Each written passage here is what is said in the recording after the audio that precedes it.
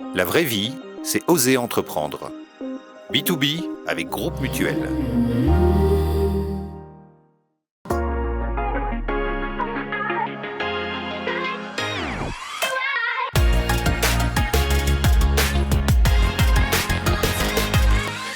Chères téléspectatrices, téléspectateurs, cher Frédéric, bonjour. Bonjour Ludovic. Heureux de vous retrouver comme chaque semaine ici sur Carac pour votre magazine dédié aux entreprises et surtout aux entrepreneurs qui se cachent derrière la direction de ces entreprises. Chaque semaine, nous décidons d'aller rencontrer un entrepreneur ou un dirigeant. Cette semaine, de qui et avec qui allons-nous parler, Frédéric ? Alors un entrepreneur jurassien qui a fait une bonne partie de sa carrière dans la haute horlogerie, notamment au sein du groupe LVMH chez Bulgari. À présent, il dirige une PME, petite PME, basée à Delémont, une manufacture à l'histoire plus que centenaire, aussi un moment dans l'horlogerie, mais actuellement spécialisée dans la fabrication de fines lames, des couteaux, connus sous la marque Suiza. Ouh là là, beaucoup de choses dont on a forcément très envie de parler maintenant. Nous accueillons aujourd'hui Fabio Monti, CEO chez Helvetica Brands. C'est tout de suite, c'est B2B.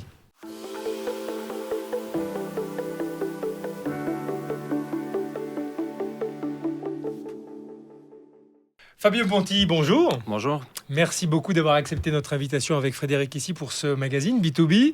Ravi de vous recevoir. Vous allez bien ? Je vais bien, merci. Écoutez, on va parler évidemment dans un instant avec Frédéric de l'entreprise Suiza qui fabrique des couteaux d'exception, qui se dirige vers des couteaux de luxe. J'ai envie de vous poser comme question, puisque cette première partie est consacrée davantage à vous. À quel âge avez-vous eu votre premier couteau ? Alors, ça devait être à 5 ou 6 ans. 50... Ouais, je pense que c'est ça, 5 ou 6 ans. 5 ou 6 ans. Et vous avez un souvenir autour du couteau à nous raconter ? Bien sûr, moi j'ai la chance d'habiter un petit village du Jura bernois, donc c'est une région où c'est qu'on est entouré de forêts. Et puis là, ça fait partie des coutumes chez les enfants d'avoir un couteau suisse. Et puis les premières utilisations, c'était probablement pour faire des arcs.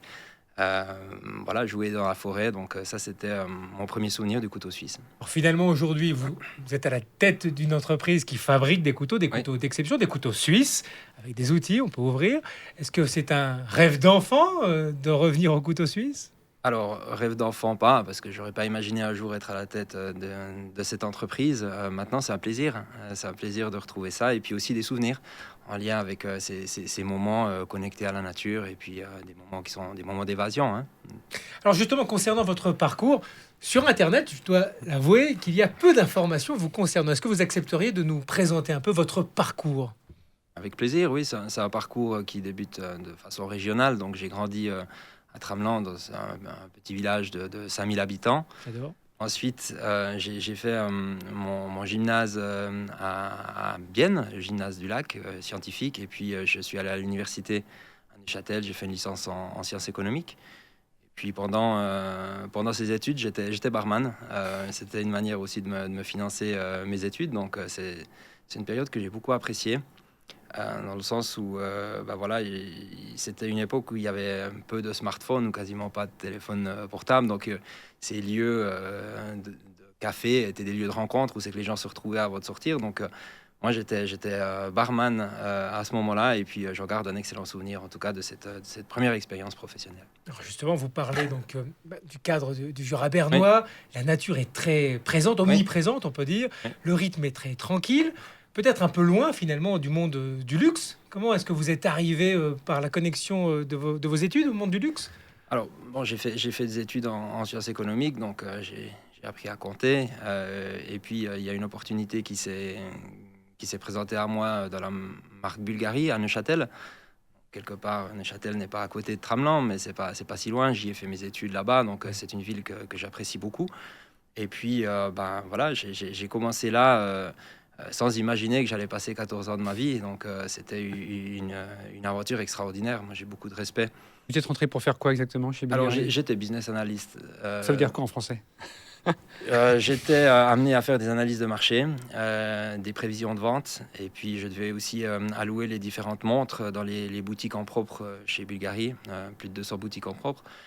Donc voilà, je devais faire parler les chiffres. Et puis à l'époque, c'était Guido Terreni, l'actuel CEO de Parmigiani, qui était directeur marketing. Et il avait une approche extrêmement analytique de la stratégie produit. Et donc j'ai beaucoup appris avec lui. Et donc, j'étais souvent en connexion avec le directeur marketing de l'époque. Une approche analytique, ça veut dire que c'est vraiment vous êtes le champion des chiffres, hein, c'est ça? Et alors, écoutez, oui, c'était mon rôle en tout cas de faire parler ces chiffres et puis de dégager des tendances ou d'amener des réflexions aussi pour la direction de telle sorte à ce qu'après ils puissent prendre des décisions appuyées toujours sur des chiffres. Donc ça, c'est À la manière d'un démographe, c'est en fonction des chiffres que vous ajustez la stratégie de l'entreprise. oui, c'était pour moi une période où j'ai beaucoup appris parce que là, ben, forcément, au début, ce sont des chiffres, mais après, justement, quand on est dans l'interaction avec ces personnes qui prennent les décisions, ben, vous comprenez à quoi servent ces différentes analyses et puis aussi beaucoup d'analyse de marché, de la compétition, de voir qu'est-ce qui sortait comme produit, quels étaient les prix et stratégies prix aussi dedans. Donc, ça a été 5 premières années vraiment basées sur les chiffres. Et à l'époque, c'était la marque était en main familiale. Donc, c'était encore Francesco Trapani, l'arrière-petit-fils du fondateur, qui dirigeait cette société. Aujourd'hui, vous vous retrouvez un peu dans un contexte similaire, où le caractère familial. Oui, alors c'est similaire, mais dans une toute autre dimension.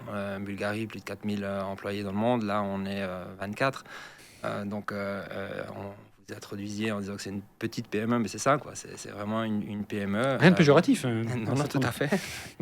Et donc, il y a des similitudes, notamment au niveau du produit, de la manière dont on va traiter le produit, les attentions aux détails. Donc là, il y a des choses qui sont similaires. Maintenant, la structure est radicalement différente, bien évidemment. Ouais. J'ai le sentiment parfois qu'au niveau des différents marchés, les multinationales se sont beaucoup inspirées de ce qui se faisait à échelle très locale durant un temps.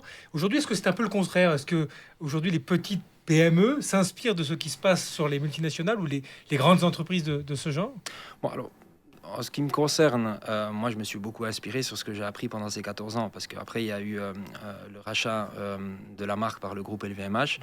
Et pour moi, ça a été un apprentissage extraordinaire, parce que dès le moment où on fait partie d'un groupe de cette importance, on a énormément de formations qui sont proposées sur comment traiter un produit, comment le commercialiser, comment oui, le mettre sur le marché, finalement. Et donc, moi, bien sûr que je vais chercher mon inspiration là-dedans, parce que on a fait notamment un gros travail sur le portefeuille produit qui avait été initié chez Bulgarie. Donc là, il y avait un nettoyage de l'assortiment avec un travail sur les piliers qui avait été effectué.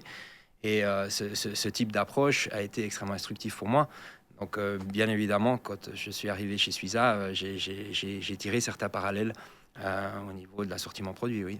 D'intégrer un géant du luxe comme LVMH, c'est le plus grand groupe de luxe Oui. au monde. Ça casse quand même pas l'aspect artisanal, montre d'exception qu'on a quand on est dans la catégorie comme celle de Bulgarie qui est en compétition chaque année au Grand Prix d'horlogerie de Genève, par exemple. Alors non, ça a été pour moi aussi rassurant. C'est peut-être aussi pour ça que j'ai fait aussi longtemps dans cette marque, parce que Bulgarie travaille avec des manufactures. Il y en a une magnifique qui est au Sentier, où c'est que c'est là que sont faits les mouvements.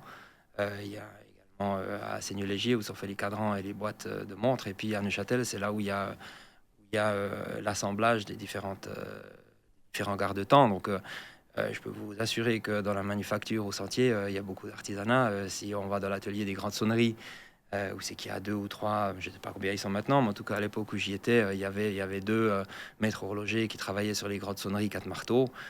Il y a un artisanat qui est complètement fou à ce moment-là. Donc c'était passionnant de discuter avec des gens comme ça. Et puis c'est des gens qui sont très proches de ce que j'ai vécu en étant enfant, puis en ayant grandi dans un environnement comme celui que j'ai connu à Tramelan. Donc moi, je me sentais très à l'aise là-dedans.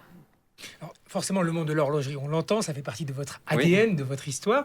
Entre Suiza et Bulgarie, il y a eu une petite parenthèse où vous étiez davantage dans le tourisme, le sport. Vous étiez à la tête du centre de loisirs des Franches-Montagnes. Qu'est-ce qui vous a amené là-bas? Alors là, c'est une motivation purement personnelle, familiale. Cette période coïncidait avec l'arrivée de 2 petites filles.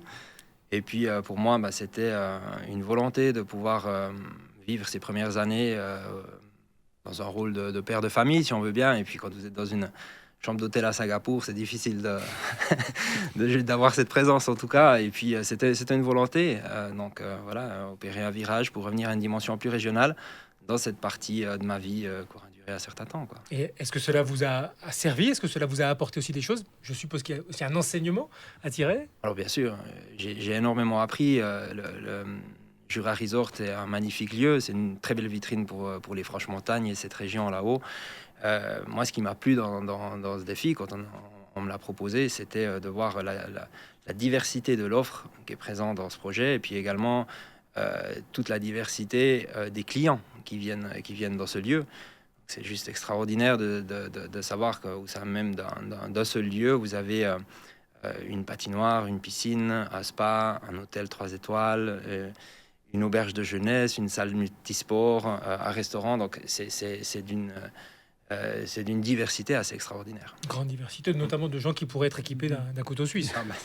Ça vous a remis aussi peut-être au contact de clients, parce que chez Bulgari, vous aviez quel rapport avec les collectionneurs ou les acheteurs de montres? Alors, dans le groupe LVMH, il y a cette volonté d'être très proche du marché. Donc, j'étais amené à voyager sur les marchés pour comprendre. Donc, ça, c'est Pour rencontrer vraiment des acheteurs? Pour rencontrer les clients finaux, oui. Vous avez des expériences. Par exemple, j'avais fait très tôt dans mon parcours une expérience aux Galeries Lafayette. C'est que vous êtes dans la boutique et puis il y a une effervescence là pendant. Il y avait une boutique Bulgari dans les. C'est ça. Galeries Encore Lafayette. maintenant, oui, Galeries Lafayette. Et ça, Paris. on apprend énormément parce qu'on est dans la réalité du terrain. Donc, ça, c'est quelque chose qui est proposé très tôt dans le cursus LVMH et dans les différentes marques. Je crois que Bernard Arnault est connu pour passer beaucoup de temps dans les boutiques de ces différentes marques. Et ça se ressent aussi dans les différentes maisons. En tout cas, ça, c'était normal de passer du temps en boutique et puis d'être en connexion avec les marchés. On peut considérer que ça fait partie de l'ADN des grandes marques ça de luxe, d'être au plus proche des clients pour avoir un retour direct sur ce qu'ils doivent faire. Oui, et c'est ce qu'on nous apprend. Il y a une phrase célèbre de Bernard Arnault qui disait moi j'ai un patron. Alors ça avait surpris beaucoup de monde quand il avait sorti ça, mais il a dit mon patron c'est le client. Et c'est vrai qu'à la fin la vérité elle est sur le marché. Donc on le voit, et cette approche on l'a aussi extrêmement présente chez Suiza maintenant, où c'est que j'essaye toujours d'avoir une logique de sell-out. Sell-out, ça veut dire vous avez le sell-in qui est la vente de la maison à vos revendeurs. Ça, c'est les fameux beaux chiffres avec les courbes qui sont en ascension. Et puis après, vous avez le sell-out. Il y a des stocks qui s'accumulent chez les distributeurs, c'est ça? Exactement. Puis après, il y a le sell-out. Donc, c'est ce que ces distributeurs sont en mesure de vendre au client final. Et tout le point d'attention que nous avons maintenant chez Suiza, c'est sur cette deuxième partie-là, de sell-out, qu'est-ce qui se vend effectivement comme couteau au client final. Pour clore cette petite partie portrait, vous parliez à l'instant de Bernard Arnault. Vous vous êtes vous-même défini sur votre profil LinkedIn comme un leader empathique et communicatif. J'aimerais savoir quel est, selon vous, l'élément clé, la pièce maîtresse dans votre leadership. Alors, j'adore co-construire. Ça, c'est vraiment quelque chose que j'ai appris. J'ai fait du foot à un niveau très amateur, mais j'ai adoré ces années football où il s'agissait d'atteindre des objectifs en équipe, et puis avec des gens de divers horizons. Quand vous êtes dans un vestiaire, on s'en fiche que vous soyez médecin, carreleur ou avocat.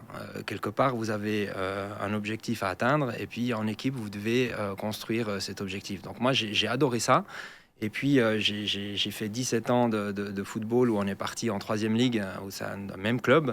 Et j'ai arrêté en 2e ligue inter. J'ai adoré ce voyage qu'on a mené ensemble avec l'ensemble du club pour pouvoir monter en puissance. J'étais capitaine lors des dernières années de ce parcours. Et je crois que c'est dans le sport que j'ai construit ce leadership. Et maintenant, d'une manière un peu différente, certes, mais je retrouve ces liens avec ce que j'ai pu découvrir dans le monde du sport d'équipe, quoi. La suite de notre entretien avec Fabio Monti, CEO de Helvetica Brands, c'est avec vous, Frédéric Lelièvre.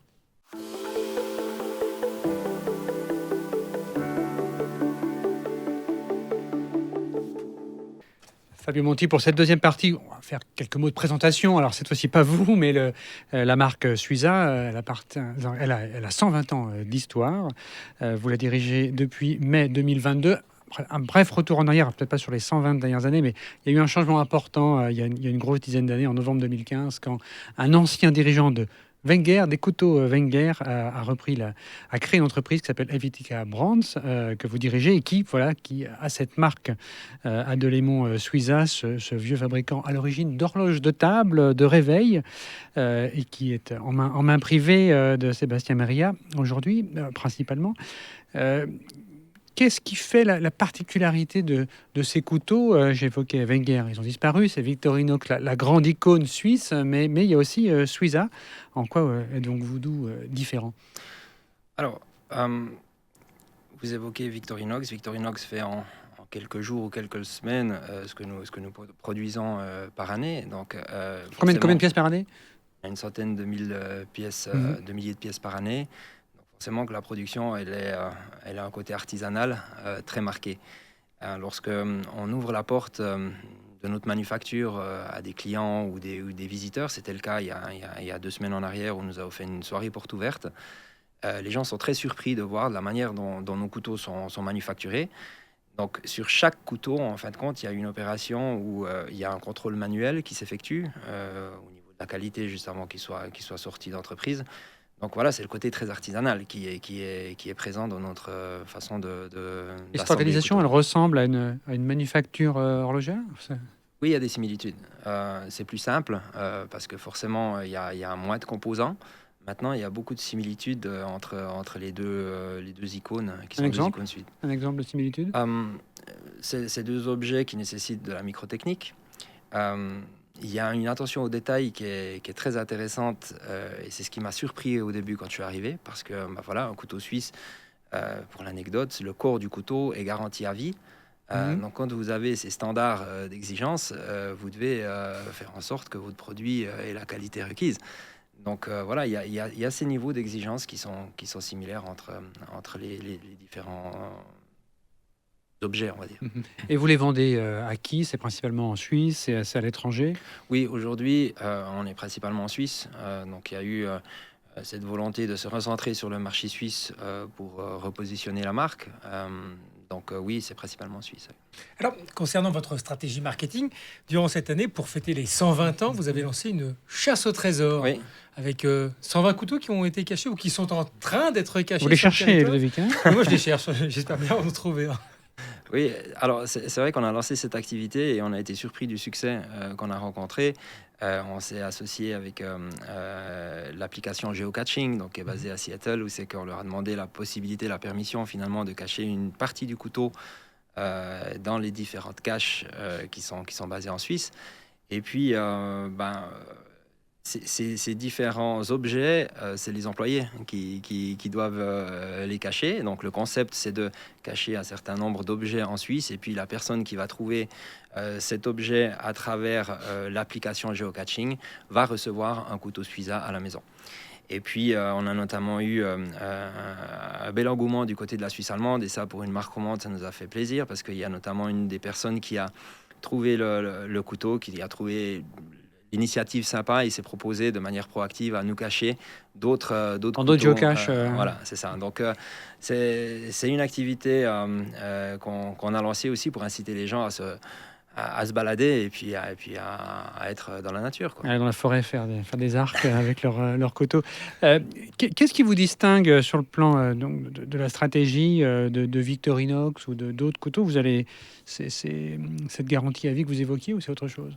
Non, là, ce qui nous distingue, déjà, on est monocatégorie. Hein, ça a été la première étape dans la stratégie mise en place. Donc, on n'a plus de valises, de montres ou autre. Donc, on se concentre sur la partie couteau parce que c'est ce qu'on sait faire. Dans le sens où, si vous venez un jour, j'espère, dans la manufacture, visiter nos locaux, vous verrez qu'on fait des couteaux. Donc là, il y avait cette volonté de vouloir faire du fist-made au sein de notre manufacture. Donc ça, c'était la première chose. Et deuxième aspect, deuxième étape de la stratégie, c'est de faire une montée en gamme. Donc une montée en gamme part de la différenciation et une différenciation en amenant de la valeur ajoutée sur ce couteau. C'est ce qui explique votre collaboration avec la société Biwi, qui est plus grande que la vôtre. C'est un grand sous-traitant en fait horloger actif aussi dans la mode, le médical. Et j'ai vu que vous fabriquez avec eux un couteau 100% jurassien. Alors, je ne sais pas si l'acier vient complètement du Jura, mais là, il y a clairement une montée en gamme parce qu'on a des prix plus de 300 francs alors que d'autres commencent à 50 ou 60. Donc, c'est un exemple de votre montée en gamme? Oui, alors notre entrée de gamme est autour de 50 francs et c'est important pour nous de garder cette base de la pyramide parce que c'est ce qui fait la volumétrie chez nous. Maintenant, pour accentuer cette différenciation, comme je disais, il y a une diversification qui s'est faite en amenant de la valeur ajoutée sur le couteau. Et pour ça, on s'est rapproché du savoir-faire de l'écosystème jurassien. Et puis on s'est rapproché des meilleurs. Donc ça a commencé avec une première collection qu'on a présentée au mois d'avril, qui s'appelle Legacies, donc qui signifie héritage au pluriel. Et là, l'objectif, c'était à l'occasion des 120 ans, d'amener sur le marché une collection qui fusionne nos deux savoir-faire historiques. Parce que vous l'aviez évoqué, on a un savoir-faire horloger. Qui dit horloger n'est pas uniquement dans le mouvement, c'est aussi, il y a énormément de corps de métier dans l'habillage de l'horlogerie. Et là, le concept, c'était d'aller chercher justement des corps de métier actifs dans l'habillage horloger pour pouvoir habiller le corps du couteau qui, lui, est garanti à vie. Et donc, cette fusion de ces deux savoir-faire s'est opérée le 24 avril 2024. On a présenté ça avec un de nos partenaires commerciaux à Grindelwald, Kirchhofer. Et pour marquer le coup, plutôt que de faire uniquement avec des clients, on a souhaité prendre les fournisseurs horlogers de l'art jurassien, justement, qui nous ont aidés à mettre cet objet sur le marché. Et là, c'était déjà des acteurs, un acteur de Seigneur-Légier, de Glovelier et puis de Halle. Donc, c'est des fournisseurs qui sont réputés dans le monde de l'horlogerie. Celui qui nous a fait les vis sur le couteau, par exemple, c'est celui qui fait les vis des grandes marques horlogères du monde. Donc ça, c'était la première démarche initiée. Et puis, donc là, on était sur un couteau entre 550 et 700 francs.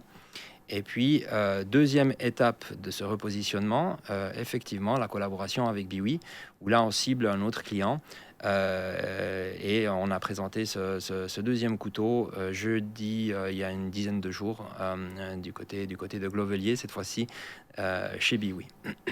Ces nouveaux couteaux, ça fait partie d'une stratégie où vous vous êtes justement rapproché du client final pour décider d'aller dans ce sens-là, ou c'est une stratégie qui est propre à l'entreprise? Non, alors, c'est vrai que c'était un pari de savoir, en fait, on ne savait pas avant le 24 avril s'il y avait un client pour un couteau suisse à 700 francs. Donc ça, c'était un pari. Mais quelques mois plus tard, vous avez la réponse? Ah oui, cette fois, on a la réponse et elle est satisfaisante. Donc là, on est content d'observer justement dans cette approche sell-out que je mentionnais tout à l'heure qu'il y a un client. Et puis, s'il y a un client pour un couteau à 700 francs, j'ose espérer qu'il y a un client également pour un couteau à 300 francs. N'empêche qu'on va garder cette base de la pyramide, comme je vous le disais, qui est essentielle pour nous et qui reste le couteau suisse qu'on va offrir à l'âge de ses 5 ou 6 ans à son enfant. Vous me faites penser à Felco. On avait reçu le dirigeant de Nabil Francis de Felco il y a quelques temps, qui donc des sécateurs plutôt haut de gamme également. Je crois qu'ils ont même une partie garantie à vie comme la vôtre. Vous les connaissez? Ils sont à Neuchâtel, c'est un petit peu plus loin. Oui, j'ai eu l'occasion de rencontrer Nabil, oui. Et on pourrait vous comparer? Il y a une logique à vous dire, voilà, c'est des stratégies qui se ressemblent? Alors, oui, parce qu'on est Swissmed, il y a une qualité... la qualité est au centre, je pense, de nos deux produits. Maintenant, le couteau suisse a comme avantage d'être un objet qui peut se mettre dans une poche et qu'on peut prendre tous les jours avec soi. Je suis arrivé ici aujourd'hui, j'ai personnellement un couteau suisse dans la poche. Un sécateur, je ne sais pas si si ça peut se prendre tous les jours. Voilà, exactement. Pour du métier, surtout dans lequel on... Pour conclure, quelques mots sur la durabilité. Oui. C'est un sujet important. On avait aussi reçu récemment Nicolas Freudiger qui a lancé ID Watch à Genève et qui essaye d'avoir des boîtiers avec de l'acier 100% recyclé ou fondu dans des fours solaires. Pour vous, quand on a un couteau à 700 francs, il a quelle empreinte carbone? Alors, vous parlez des matériaux, c'est clair que c'est important le sourcing du matériau, notamment avec Biwi, c'est l'effort qu'on a fait, où c'est qu'on a développé conjointement avec eux deux matériaux, le Bioroc et puis le bulle carboné, qui ont ces propriétés de durabilité. Maintenant, Bioroc, excusez-moi, ça veut dire quoi? Biorock, c'est un nom déposé par Biwi, qui est un composite avec de la fibre de carbone injectée. Donc ça c'est un angle. Pour nous, il y a un autre angle qui est extrêmement important, c'est la manière dont on va collaborer avec ces gens qui nous aident à mettre ces objets sur le marché. Parce que la notion de circuit court est au centre de notre activité. Prenez un exemple tout simple, on a ouvert à Grindelwald un pop-up store dans la station terminale. On est au milieu de marques de luxe et notre display, notre counter display, notre corner shop qu'on a fait, on l'a fait avec une menuiserie qui est basée dans la zone industrielle à Adlémont. Donc ça fait partie de cette démarche. Nos différents packaging sont faits également dans le Jura. Donc on a une approche qui va au-delà de juste du produit. On essaye aussi dans le comment d'avoir cette approche durable. Alors cela nous fait plaisir, puisqu'on a le sentiment quand même que l'approche de durabilité ne concerne pas seulement le matériel, mais il y a aussi la partie humaine et sociale qui est prise en compte. Oui. On arrive un peu au terme déjà de notre rencontre, malheureusement. Mais nous avons encore une surprise pour vous, alors ne bougez pas. D'ici là, avec Frédéric, on se dit à la semaine prochaine. Vite, Ludovic. Puis à vous aussi, ne bougez pas maintenant, c'est le questionnaire de Proust. Leur authenticité. D'être à l'écoute.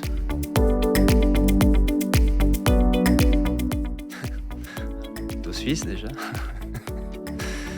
Un livre et une photo. Alors la chanter, je sais pas, mais c'est Heroes de David Bowie.